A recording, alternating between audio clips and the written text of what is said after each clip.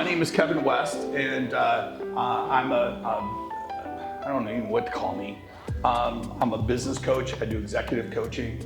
My company's called Visible Insights, and there are all kinds of junk up here. But essentially, I love people. I love working with teams and leaders and organizations. I like helping businesses go to another level. And in this case, the biggest part of this pitch is really going to be about the whole idea of emerging leaders.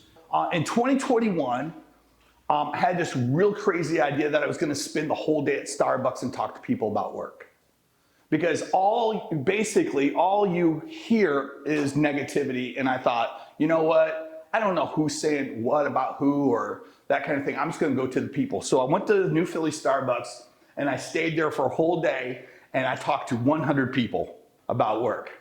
And actually, if you go to my website, kevinwestinsights.com, you can see the whole presentation that came out of that. So, but really what ended up coming out of that was the fact of there was a term that came up called the currency of choice. And what I started figuring out and talking to these people is, although many people had jobs, there was a large level of dissatisfaction with where they were in their current job. And they were always, over 70% said they were looking for something else while they were in their current workspace. And it really, got me thrashing through this whole idea of like, well, what does that mean? Because if you're a business owner, I think that's really important information to know that, hey, you know what? If 70% of the random people I talk to at a Starbucks are like, wondering if this is, they really want to stay where they're at and this is really what I want to do, and is there something better out there? What's that mean for them? If you, how do you retain your talent? How do you keep your team in place? So, fast forward to 22, right? So we're going into 22 and we're looking at this whole idea of, hold on a second here, is there going to be a recession coming? Are we in a recession? Everybody's arguing, are we in a recession? Are we not in a recession? What's going to happen, with employees? What's going on? And I have had more conversations around the strategies and game plans around how we're going to attack 2023. And everybody wants answers. And the focus is on what are we going to do? And I keep coming back to everything I'm bumping into in the conversations of having my research. And I'm saying it's not about what we're going to do, it's the who we're going to do it with. It comes down to the who. It comes down to these emerging leaders. And I want to talk a little bit about that today. I want to talk about, if you're going to have a 1-2 punch to tackle 2023, it's original, right? A 1-2 punch, but I thought, but my whole premise is this. All your number ones in your organization then need to have number twos. You need to have people in the organization who have the ability, success is succession. They have to have the ability to come up and be part of seeing, not just seeing themselves in terms of their own growth, but seeing the opportunity that lives at being the best version of themselves while they're doing what they're doing in their day job. So today, this is one of those things where if you're an emerging leader, I think you might get some good nuggets out of this. If you're a business owner, chances are you might want to take some of this stuff home and wrestle with it with key players. There's nothing in here that is proprietary or anything like this. In other words, there's nothing new under the sun. I didn't come up with anything super cool, or if the bullets fit your gun, shoot them, that kind of thing. Come on in. You got a spy? Do we got a seat for you? If not, you're stuck in the front row, by the way. So, but this whole idea of emerging leaders, and since Invisible Insights, I always look at through the lens of invisible. I always try to see things maybe a little bit deeper or in a way that people haven't seen before. So this is new stuff. I'm going to fire scuds, and you guys can tell me what you think. So basically, there are 12 invisible essentials for emerging leaders. And so the key to understand about emerging leaders is emerging leaders are not defined by age. But there is an element of dissatisfaction to the status quo that live in emerging leaders. There is definitely something where they look at it and say, hey, this is something, there's a change I need to make. There's something, a difference that needs to be done. They feel a strong sense of urgency. They're inspired by opportunity. They want to be challenged, and they have a desire to influence. And ultimately for emerging leaders, when I work with them, I find that they're struggling to find their voice.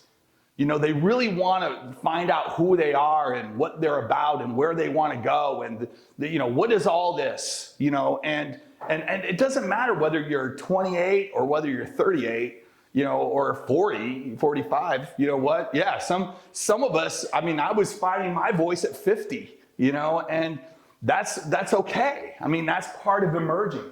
And so I just want to make sure that we're not talking about whippersnappers, although whippersnappers are very real. If you're 18 to 29, you're a whippersnapper. And so you're a whippersnapper, right? So there you go. Those whippersnappers are out there. That's a whole nother topic for a whole nother day.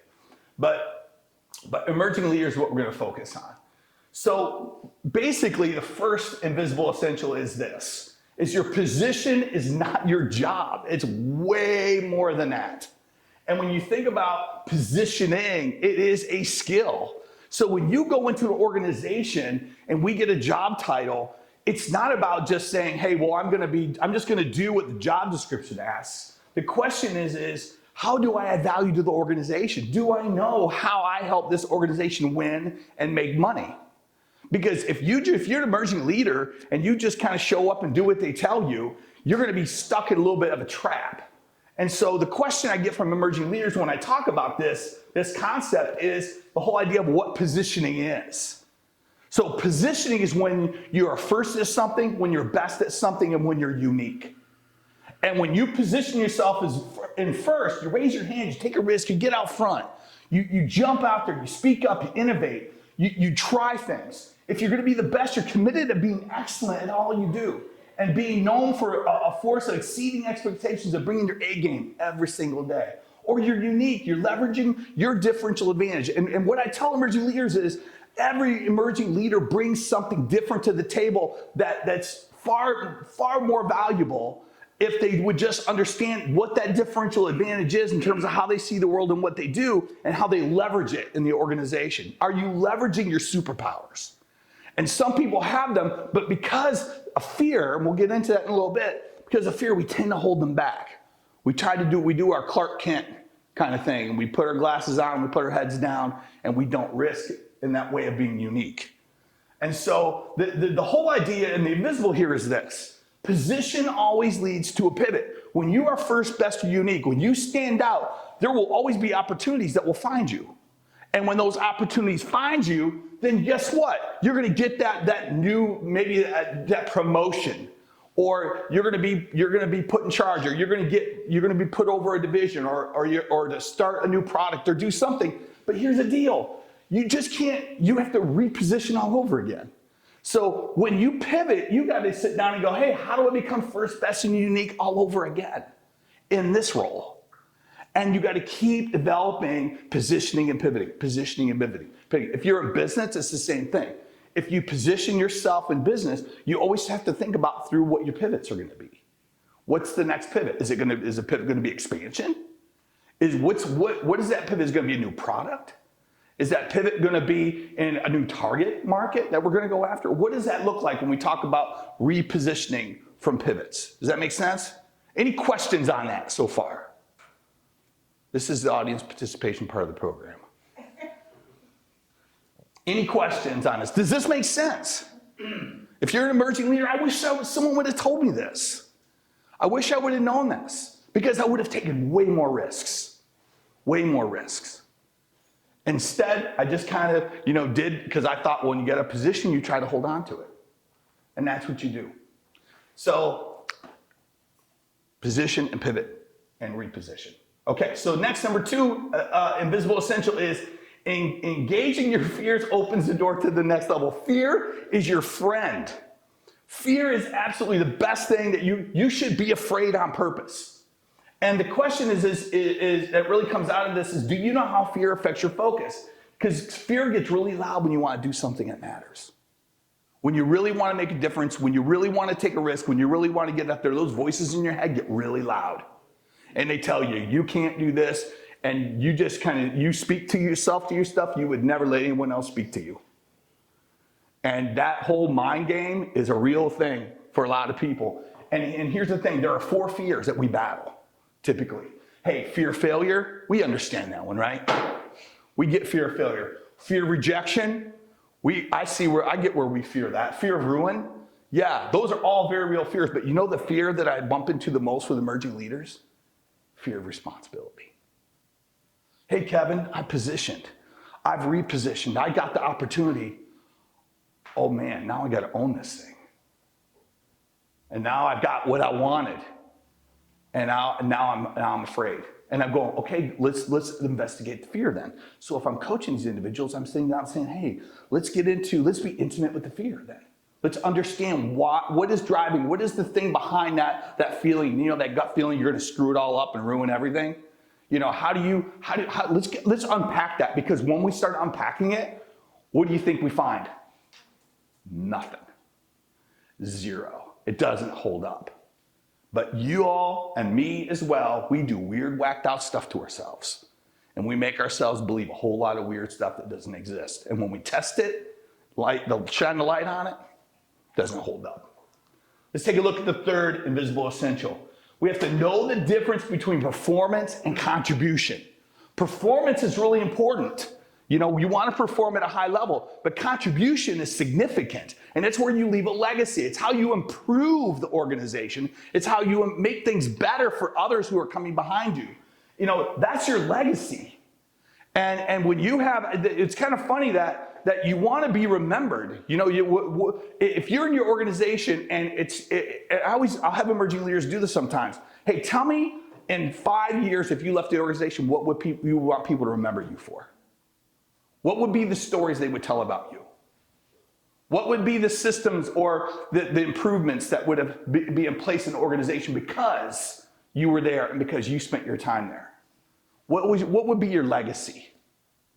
And when we spin through that, man, it's really cool how that opens things up and opens the door to other conversations. But do you have a vision for the difference that you want to make in the organization you're in? That's the question, and that's the challenge. So here's Tekeru Kobayashi. Tekeru Kobayashi, in 2001, he was the winner of the Nathan's hot dog eating contest. And here's the crazy thing about him, because he made a contribution to the hot dog eating community. So do you know, and here's what's crazy. If you look at the top up here, you notice that 50 is written on a placard. The reason why is because the placards that they had at the competition only went up to 25. So what he did, he reinvented how to eat a hot dog competitively. It didn't cost him a penny. It didn't cost him a cent. What he realized is if I break a hot dog in half, I dip it in water, I don't have to take time to get a drink. I can get a drink while the bun is dissolving in my mouth, and I don't have to chew it, and I can swallow the hot dog so much faster. And so when if you go back and watch the video of this, it's epic, because once he gets to 25, the poor girl in the back goes, what do I do? Like, I'm out of numbers. And then so she gets this yellow pad out, and she's writing numbers on the yellow pad, trying to keep up with him while he's shoving hot dogs down his face. The cool thing about this is he left definitely a contribution, because now everybody eats hot dogs like that. You very rarely see people drinking during the hot dog eating contest. Now, what's wild is this: it's a zero-sum based innovation. In other words, it didn't cost a penny for him to do this. He just rethought how to eat a hot dog. And so when we talk about the contribution we make, it can be very simple. It doesn't take a lot to do that. And what's even backstory on this one, he almost even didn't get into the competition, because look how young he looks. They thought he was a kid who was trying to sneak on the stage, and they were trying to remove him from even getting up there. And by luck, someone knew who he was and actually got him up there, which is a whole nother story in and of itself.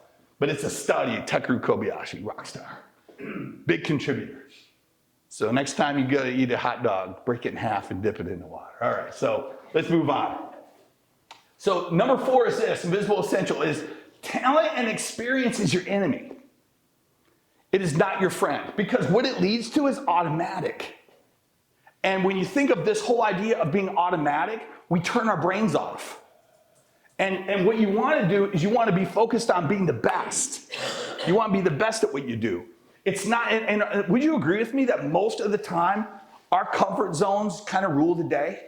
That we work in order to be able to kind of relax. We want to get into a pocket in terms of how we do what we do. And being elite means we're pushing ourselves. And so the question that we have to ask is, how do you make the decision to be elite and escape the mountain of average? Because there's all kinds of people out there who work to their comfort zones. But where do you draw the line in terms of wanting to be the best at what you do? And are you willing to say, hey, look, I'm not gonna, I can have a lot of talent and I can have a lot of experience, but that's not really gonna be my friend. It's gonna be a decision that I make to be the best and do the other things that being the best requires. And what does that look like? And we're gonna talk more about that as we go through here. But I just need to understand that, hey, look, we recruit this a lot of times. And then all we get is what we recruited. We don't get any more. And I see a lot of organizations go, we just gotta get talented people. You got talented people. You have them right there. You don't need to go get them. The problem is we don't develop them. We're not putting them on the path for growth and opportunity. So basically there are two success levels you need to understand in this case. Because when you say, how do I escape that? There's two success levels. And so every level you're gonna go to is always gonna require something new from you. It always will. When you level up, when you take on more responsibility, when you position yourself and you get a pivot, there's always gonna be something new that's required. The challenge we run into is success levels. So when you look at success level 1, which is all great, we're competent, we're certain, and we're safe, and we're protecting, we're perfecting, we're maintaining, we're doing all this stuff. And if you've been in the mastermind before, you've seen me draw these circles before. But the challenge that we run into is that ultimately we want this, but we're behaving in this arena. Does that make sense? And so when you look at the whole idea of going through conflict and struggle, there's just as an element of trying to figure it out. You don't know. You are incompetent a little bit to higher levels of skill. You are uncertain, and you may be criticized. There's all kinds of people who just know the best for you and know how you should do you, and some people don't have a problem telling you any of that. But the thing is you got to risk and you got to thrash, you got to grow. And so I usually use this metaphor, but when you look at like New York taxi cab drivers, and over here, what do you got? Uber. You look at Four Seasons and Marriott, over here, who do you have? Ritz-Carlton will be over here. Airbnb. You have disruptors who are out there, and guess what? Within the organizations of your development, have you ever been in an organization where there's been a guy there that's been there for 15 years, and then a somewhat emerging leader comes in and they're in year 2, and all of a sudden pass that guy who's been there for 15 years? I had a guy look at me and go, I've been here for 25 years. I go, yeah, but it's been year 2 23 times. It hasn't gotten better. You're just doing the same thing today you did yesterday, hoping you get paid more tomorrow. And that's the challenge. That's the thing we have to fight. And if we're leaders in an organization, we got to help people navigate this. Because they don't think, no one signs up for this. Would you agree with me? No one says, I just cannot wait to be incompetent. And I love just managing uncertainty and being criticized all the time. No one wants to do this, but your competitors are doing this. They're trying to figure this out. And they're going to come up with new ways to beat you. Kevin. If I could stop you real quick. Yeah. That last slide, I think you nailed it on the head. I think it is the being comfortable versus being uncomfortable. And now taking it a step further with some of these things. Being criticized, I've heard too, is, if I'm being criticized by all of you for doing something, it's 99% of the time it's just something you're not willing to do or put the time and invest and all that. And that might be a mindset that I'm able to carry. Yeah. But for the people that are here today that might have people underneath them as leaders that aren't able to get to this or aren't understanding to be uncomfortable, what are some healthy ways for us to do that? Would you say there's these 2 things that you can make your people uncomfortable, or does it come down to mindset, personality, et cetera? Well, there's a decision to that, and that goes back to the whole idea of being elite, right? There's a decision point. But I think that to me, if I sit down with emerging leaders and I'm coaching them, the conversations we have are usually range around their dissatisfactions. If we can get really clear about what it is that's bugging you, what is that one thing, that if you don't do it, it won't get done, that's on your mind, like it's those things that irritate you, the little things. And often we look at that as being like complaining. We think of that as, I'm complaining about the organization. No, not if we're part of this, not if we're offering the solution. So I would like to say too that I think as leaders, as leaders of people, that you can actually create a management system that will force your folks into this cycle, because you, instead of them maybe being dissatisfied with themselves, you can cast vision and make them dissatisfied with the status quo in your company. Yes. And so create some momentum for everyone on the team to get uncomfortable and achieve that next level. But it's about casting vision that we're not there. Absolutely. We have a next level to go to, and that means all of us need to develop a new skill and a new way of thinking. So I think you can do it organizationally as well as individually. It would be ideal, if an organization had that sense of, hey, we're never going to settle, and we're always going to try to innovate, and we're gonna lift up the rug and look underneath it to see where all the dirt is and all that kind of stuff.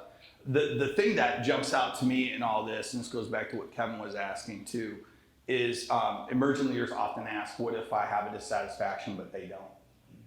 What happens if I have it, I see it, I don't care about it, or I care about it, they don't care about it? And those usually turn into some of the best conversations, because whose permission do you need to be better at be better at what you're doing? See, I think sometimes we fold into those things that we have to change everything above us, when all we have to think about is our sphere of influence and our sphere of control. I guess my mind goes to a little bit of this, and however you've heard it, maybe it's that 10-80-10. That 10% of your people are elite, 80 are somewhere in the middle, and 10 are the bottom feeders. And I don't want to steal it, but it's like, hey, I'm coaching a basketball team, and 10, 11, and 12 aren't playing, and I'm focusing on them, which I shouldn't be doing. I should be focusing on 1, 2, and 3, so that the middle goes somewhere. So that they become, where does some of that fall into that, to where at some point you're squeezing your people to find out if they're going to come up or come down? Well, it's very interesting, and we're going to talk about that a little bit. But I think the natural process of emergence does that. When people are going somewhere, it makes me uncomfortable about where I'm at. And there's always an element, we all just kind of generally compare ourselves, right? I mean, I think it's the power of social media, right? I mean, we like scroll and we go, oh, and that kind of thing. And we probably wouldn't say that out loud, because we all really want the best for everybody else. But I think there's usually little moments where we go, how come they get to do that? That kind of thing. And that's okay. I'll just confess that sometimes I've done that. And so I feel like that, yes, that emergence does create a little bit of uncomfortable feelings among peers, and it can push the middle up on that end. But getting back to this, I mean, when you start doing this, it messes with people. Especially people around you. Sometimes, you ready for this one? I've seen this happen, where people go into this world and it messes with family. And mom's saying, don't be a big shot. Don't try to do, don't be too big for your britches, and all those kinds of things. And you hear those voices because, we were told that you just do what they tell you, and you don't try to get outside of that. But I'm telling you, this idea of being incompetent and certain criticized, I think everybody should have a list, and you should be thinking through, hey, where are the areas of development that I need to be working on, and who do I need to talk to so I can grow? But we're gonna get into that. So good so far. Any other questions on this? Good thoughts? I was just gonna mention, as a business owner, I'm feeling this very, very strongly currently, but I'm finding for myself, if I take time to lead myself and bring refreshment to myself in the success level 2, being okay with being seen as incompetent because I am hitting that new level, being uncertain, leading as an uncertain person and being vulnerable Yes. and transparent about that. Yes. Pushing my team to push into that as well. Here you go. You can definitely come up here and do the talk. It's definitely that. It is definitely that. And I hope that needs to be on the thing, on the tape there, because that's exactly the challenge that business owners have. Because who wants to look like that, right? Who wants to be vulnerable in that way? And it's powerful because it gives your team permission to be able to do that, you know, and experience that in their own lives. Great point. I'm glad you said that. Thank you. So let's move on. So number 5, for emerging leaders, and this is a huge essential, patience does not mean passive. Patience does not mean, patience is an active skill. And how you do patience is key to your success. And the thing we have to understand is, you know, and we go back to positioning, right? You know, how I do patience, I can be patient, I can wait for my opportunity, but I also can continue to improve myself and position myself. And that's a lot of the conversations I have with emerging leaders saying, well, I'm never gonna get that job. I go, how do you know that's the job you're gonna get? Why don't you be the best version of you and position yourself for maybe another opportunity? Well, I don't know if I would know anything about that. Exactly. You would be incompetent, wouldn't you? You would be uncertain, right? That could be a whole nother pathway for you and your growth. And again, as we grow as emerging leaders, our stories develop. We get new opportunities. It's a new opportunity for a new story. And then we keep pivoting that story and growing that story that we tell, which is very powerful on that end. Number 6, how you manage your energy impacts your influence. A team's energy will never exceed that of the leader. And you got to have your energy game right. You got to bring energy to people. I'm not telling you got to be fake, but you got to find your secret sauce when it comes to how you connect with people and how you encourage them. And so do people feel better about themselves when they've been around you?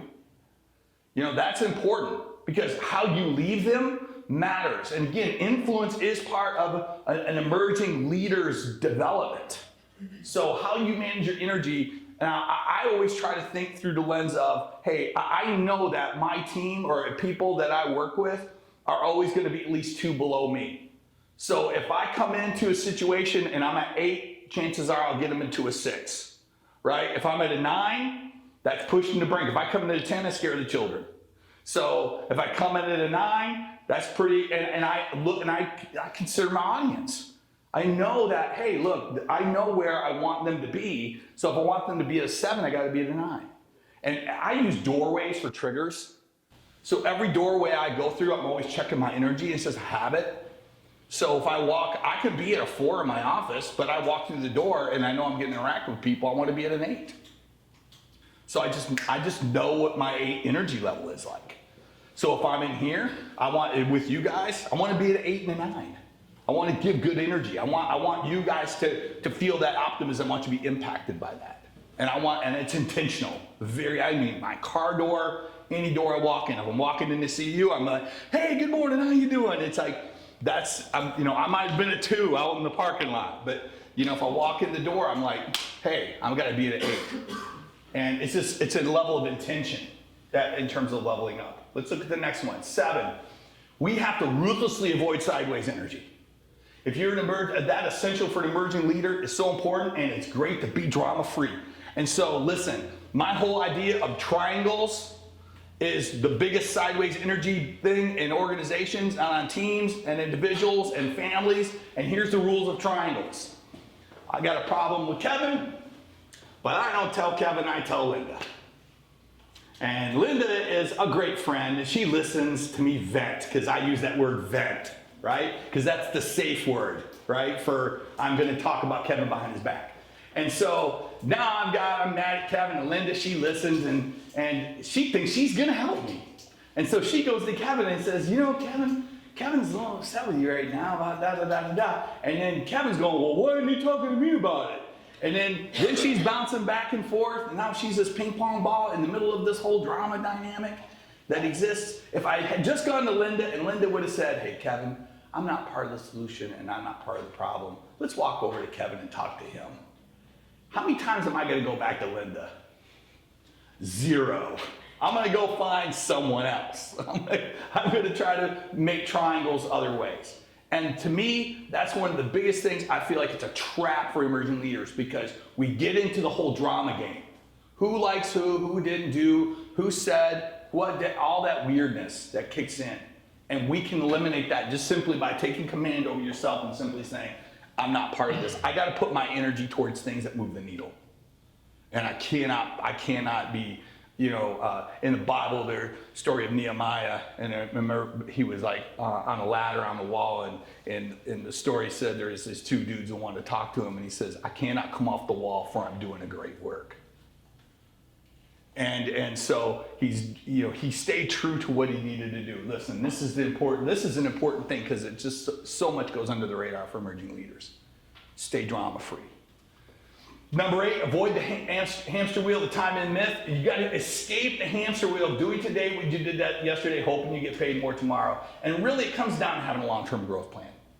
Do you really have a growth plan? Are you really sitting down? And here's what I tell emerging leaders too. Go to your boss and say, hey, I want to have a growth plan. Will you help me? Where do I need to grow? And be vulnerable about that. Because your boss will say, hey, here are some things that I feel like you need to do. Now, if you're an organization, it would be important for you to have growth plans for your people. That would be an ideal thing to do. And if you're a supervisor, here's the thing. I had a supervisor who told me this one day. He says, well, the organization doesn't have growth plans, so, what do I do? And I go, well, you have one then. Why don't you develop one for your team and do that for them?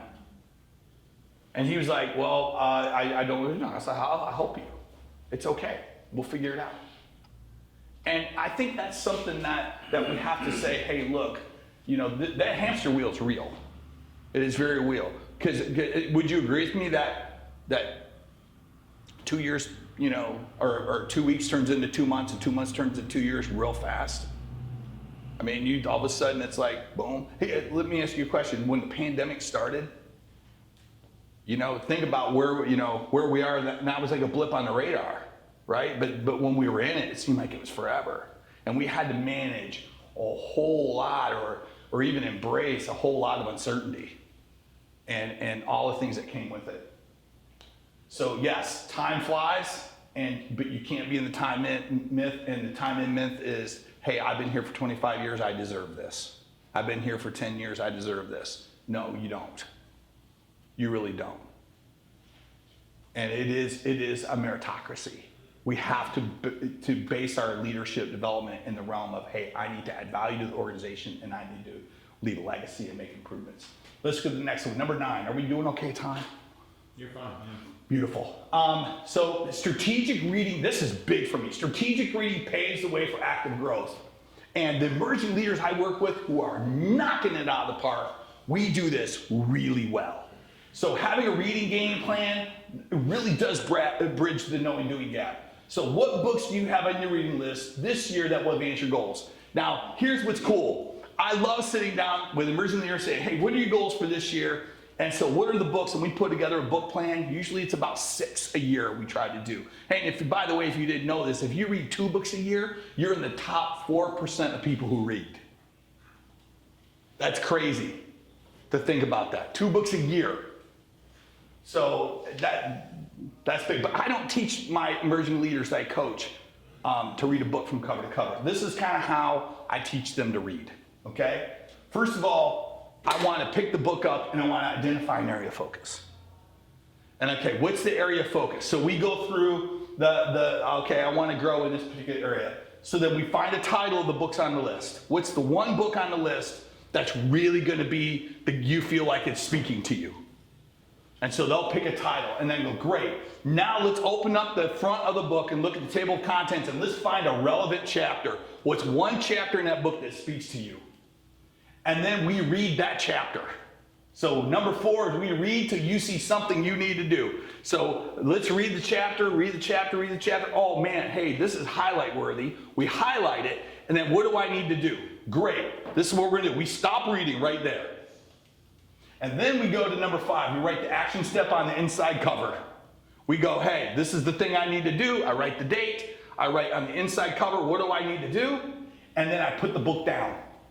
I'm done reading.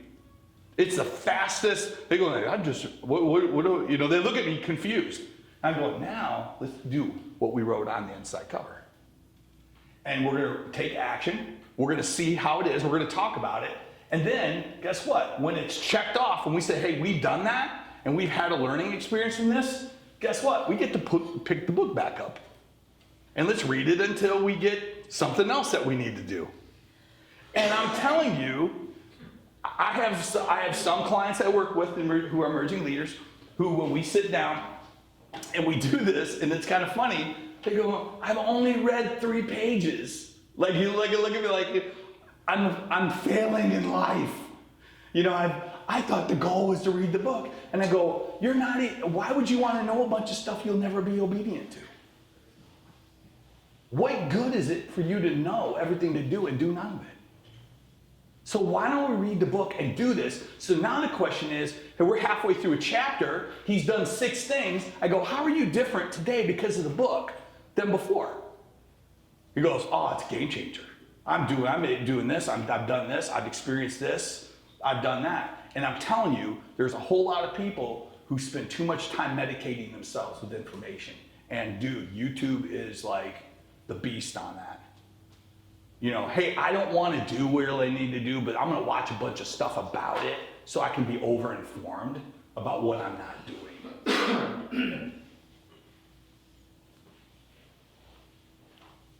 So I'm going to watch a bunch of Gary Vee videos, and I'm going to watch a bunch of, Ed Milet, and I'm going to listen to Tim Ferriss and all that. And now I'm going to be even more dissatisfied with my life when I'm done, right? I'm just going to be more dissatisfied.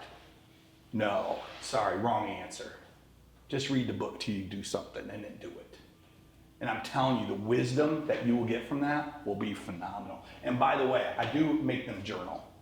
So whenever they have a journal, it's a Moleskine journal, it's $19.99, we buy it at the store, and they have to mark it, and I like everything you learn from the book you're in goes in that journal because I don't want a bunch of floaties all over the place. I just want there to be one place where all your wisdom is. And it's one place only. And I worked with a guy who had 9 spiral notebooks and didn't know which one was where, and we tried to find this, and I wrote this down when I went to this conference. If you ever go to a conference, don't fill out the notebook at the conference. Take your black book, keep it in one place. And then all of a sudden that's worth its weight in gold, because that's your playbook. That's what you go back to. And so if you don't remember anything else, just drop the $19.99 and read books. So, makes sense? Any questions on this?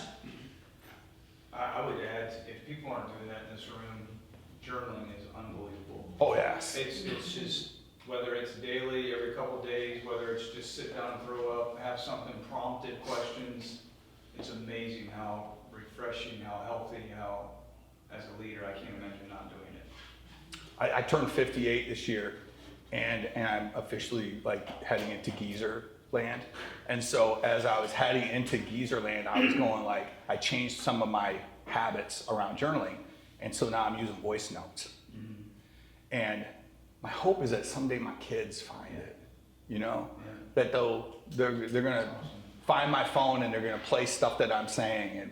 And I pray in that, and there's all kinds of things in my voice notes. And I don't know, I hope it will leave a legacy for them in some way. But I have journals and journals and journals of things. So I don't know, they might just throw them all away. Who knows? But either way, I do know, listen, this works. This works. I can tell you 100% it works. So, all right, let's move on. Number 10, we gotta be intimate with the issues. People say, Kevin, I got a problem. I go, no, you don't have a problem. You have a question. What's the question? And the skill set for emerging leaders they need to understand is, how can I state the problem better than anyone else on the team? Can I be intimate with the issues? Can I really speak to what the problems are intelligently and understand what those problems are? Because the more you can speak to what the problem is and really understand what the problem is and why the problem is there, I'm telling you, you will stand out among your peers. Because that level of understanding, and let's face it, if you can state the problem really well, that's half the solution. Because most organizations I go in and I work with as a coach, most of my time is spent in clarifying what the issues are. Really, what the issues are. What are we really mad about? What's really not getting done? You know, how do we really need to change? Why? Why do we need to do it that way? What does that go back to? So this skill set for an emerging leader is powerful. And so but what it takes is a whole lot of, thoughtfulness and introspection and reading the organization, understanding what the wins and the goals are, pulling all that together to say, all right, so what I'm hearing, this is what, and articulating it is really the journey for an emerging leader. And I do a little role playing with emerging leaders on this. So, I do what I call them problem Q&As. So they have to then say, hey, here's a problem. And then, and this will be in the mastermind. I do an online mastermind group called the Emerging Leader Mastermind. I've got about 35 to 40 emerging leaders from across the country in it. It's in beta. We're going to open it up and make it live here pretty soon. And but what happens in this is on a live call, we often sit down and talk through problems, and we talk about how do we articulate a problem? How can we really, and then I allow all the other people in the mastermind ask questions of others in that, and it ends up being really good. And I think you can grow in that skill set. Hey, a mindset of mastery builds professional momentum. So dabbling always, if you're dabbling in something, I dabbled in social media and I was always frustrated, right? I don't know how many people ever dabbled in social media. Okay, that's a mess, right? Until I outsourced it, I looked like $1 million. And now, I just create a bunch of content and send it out. It's a beautiful thing. Achievement will lead to burnout, but mastery always leads to momentum. And so the question we have to ask is, what is your focus, and what learning and experiences do you need to produce that level of mastery? What are those things? And this goes back to the reading plan. You see how it all starts to connect? The further we go, all those other invisibles all start to kind of align around this whole idea of mastery and building that professional momentum. So what I have here is this guy on a bike. And these professional cyclists, how many guys have ever clicked in on pedals? He decided to do something a little bit different in his approach.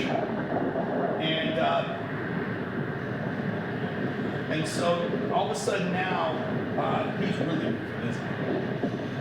And he's a real interesting cat because he's sticking with the plan. Like, although it looks weird and different to everyone else, he is moving. I don't know how fast this guy's moving, but he's moving. And here it comes up on the lead guy. And his game plan is working. He's definitely got momentum. And he's inspired. I don't know what that guy was saying to him. Probably something not nice in Italian. And then here comes up to this guy, and he inspires this guy to say, hey, I'm gonna ride that too. Here's the part where mastery comes into. How many clicked into a bike before? How do you put your feet back on the pedals again? A little bit of a skill set, would you agree? He's slowing his bike down with his feet to get back on his pedals again. Listen, that's a sign of mastery, would you agree with me? And it gave him the momentum that he needed to accomplish the things he wanted to accomplish. And in this case, it would be winning a race. So mastery always gives you momentum. Number 12, and this is our last one, but we've got a bonus one coming up. But is honoring the struggle. You're the brand. Ultimately, the brand is called you, and there's always going to be eyes on your growth journey. And you have to attack it in such a way that it's going to be remembered by all. And I'll tell you, from my experience, the best way that I've attacked my growth journey is by not being the smartest person in the room. And there's that temptation that I want to be the smartest person in the room. I'm a regular guy. And you know what? I just do the best I can with what I got. And there's these stories in the Bible where one guy got, 5 talents and one guy got 3, I'm a 1 talent guy who's just squeezing the orange and getting as much out of it as I can. That's just me. And all I know is if I just honor the struggle, if I just go and understand, hey, it's a thrash and it's okay, I'm gonna screw up. I screw up way more than I get right. But you know what? I'm accumulating enough rights over time. And doesn't that feel like that way when you started your business? I mean, doesn't that feel that way when you start a new role or position, you know, and you don't know what you don't know, and you're in that stage of now knowing what you don't know, and you can get overwhelmed by all that? That's very real. But isn't that make life just fun and exciting? You know, I mean, I just can't. I remember I was watching Lord of the Rings, and at the end of the movie, Frodo and the gang all go back to the Shire, and they're sitting in the place, and everybody's having a party, and they look bored. And they're kind of looking around going like, okay, we just were on this crazy adventure, and like, this is it. You know, this is all there is. No, the adventure never ends. And you should always be pushing yourself. You should always be testing. You should always be trying new things. So honor the struggle, embrace it, you know, and know that, hey, in time, things all come up and catch in a good way. You know, Linda's book is coming out, you know. Do you honor the struggle with that, didn't you? I wrote it 3 times. It's crazy. And I got a front row seat to that. Yeah. And it inspired me, you know, it inspired me. And, you know, even from the beginning, you said, I think I'm going to write a book.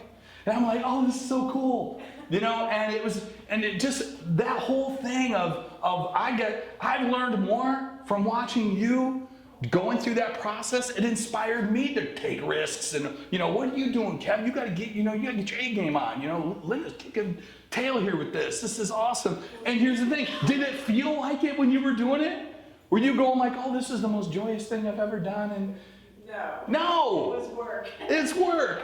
And you just have to honor the struggle. And so that's a big part of that. Here's some dudes who honored the struggle. How many have heard of the Shackleton trip? So I love the want ad. Men wanted for hazardous journey, small wages, bitter cold, long months of complete darkness, constant danger, safe return doubtful, honor and recognition, an event of success. So these dudes, 27 men and a cat, went on this trip, okay? They took a cat, believe it or not. I can't remember. I tried to find out the cat's name. I couldn't find out the cat's name.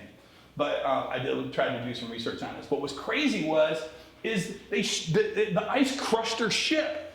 They had to get on an iceberg and paddle an iceberg for over 20 miles to get to another bigger piece of land so they could get rescued. It's a wild story. If you want to read something, this is just a crazy story. Everybody survived. Everybody survived, even the cat. I checked. The cat lived. I thought they might have eaten the cat, actually. But the cat lived. And what's interesting about this is that whole idea that there's an adventure awaiting for you. There's something. If you're an emerging leader, there's a whole world in front of you, and you have to take command over your journey on that path. Whether you're in an organization, whether you're starting something on your own, or you have a dream to do something on your own, whatever that is, you're on a path to do something amazing. And here's something there to do that with. So here's the bonus. And this is the last one. But building circles of influence accelerates your growth. And just you being here is a growth accelerator. Enlarging a circle of connection and collaboration paves the way to extended growth and opportunity. And what are you doing to build value-added professional relationships? And listen, I'm big on circulating with purpose. I think you have to circulate with purpose, and you have to add value to people. It's not about what you're getting, it's about what you're giving. And you have to find ways to give things to people. And how do I circulate purpose in an organization? How do I circulate purpose outside the organization? How do I bring energy, good news, good things to other people? And one of my favorite things here is this, and this was inspired the Emerging Leader Mastermind. Because I realized there were a bunch of emerging leaders who thought they were the only ones. Am I the only one who feels this way? Am I the only one struggling with these thoughts? Am I the only one? And when we started this, I worked with a number of trade associations, so I went to those trade associations and I said, hey, who are your rising stars? Let's put them in this program. Let's get these guys collaborating with one another. Let's really test them. I gave them this huge test a couple weeks ago where I wanted them to lay on the floor at Starbucks line for 1 minute. Just go in the store at Starbucks line and lay on the floor for 1 minute and then tell me what you learned. Another thing I made them do is go to Walmart, buy your groceries, and barter for your groceries. Like if it was $30, ask them if they'll take 25. And they're like, seriously? Yes. And the stories. You know, I said, go on the street and make money on the street. And some dude goes, how? I don't care how. Juggle. Make money on the street. But here's this, you got to give away all the money that you made. What does that look like? And they come back and they tell stories of stuff. And it breaks all the fear away, doesn't it? I mean, imagine, you think about what would you do to make some money on the street, on a street corner, juggling, singing a song? I'm a horrible singer, but people will throw money probably to make you stop singing. But somewhere along the way, you'll get some cash. But you know what everyone said? The hardest thing is when they went to give away the money, people wouldn't take it. They were the fear of rejection of giving away the money to other people to be generous was higher than the fear of trying to make it by doing weird stuff on the street corner. And it was just, no one would ever thought that. And I said, well, how does that work in business? Because sometimes we have good intentions in terms of what we want to do to make a difference in people's lives, but a lot of times it's not well received. So how do we handle that? We want what's best for other people. We have things that will solve other people's problems, but they're a little bit like this. Because they don't trust us. So how do you build trust with people? How do you do that? And so that was one of the things. So this is a really cool picture, by the way. This is the 1911 Solvay Conference. This is physicists from all around the world in 1911 that all got together. So you'll see like, this is Albert Einstein. This is Madame Curie. What's really crazy about this picture that no one talks about is this dude's head was the very first ever Photoshop. This is Edwin Solvay, who was not allowed to be at the conference, but somehow they found a way to put his head on someone else. They made someone else sit there, and then they pasted his head on the thing when they took the picture. So for you people who are in editing, it's Photoshop, first ever, 1911. I don't know if it ever happened before that, but that blew my mind when I read that. But here's what's crazy. They all got together here, and more than half the people in this room won the Nobel Prize. It was 15 years after this that the first one had won a Nobel. So when you start thinking of all the physicists that learned from one another, that grew from being around one another, none of these guys were famous back then. It was years later, because they were there with each other, that they won the Nobel Prize. So you didn't get invited to the conference because you had one, but you got one because you were there.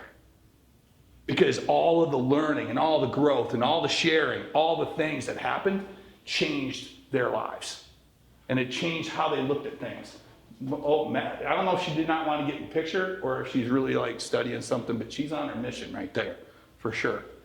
And shining bright. And it's kind of funny, you do the rundown of people in this picture, it's crazy their contributions that we have today.